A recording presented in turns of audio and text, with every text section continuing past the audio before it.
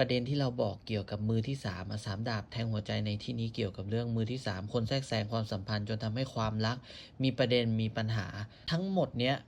มันเกิดขึ้นจากคนในบ้านคนใกล้ตัว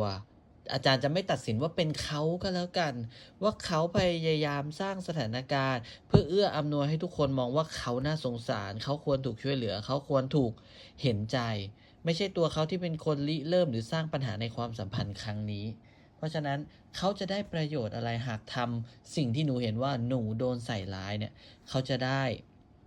ตกเป็นเหยื่อพอตกเป็นเหยื่อปุ๊บเขาจะถูกมองถูกช่วยเหลือถูกซัพพอร์ตทั้งเรื่องการเงินการงานเครดิตเขาจะยังรักษาหน้าที่การงานทุกอย่างไว้ได้จนทำให้ถ้าเกิดเขาจะไปเริ่มต้นความสัมพันธ์2 ถ้วยเนาะความสัมพันธ์ความรักกับใครใหม่อ่ะมันจะง่าย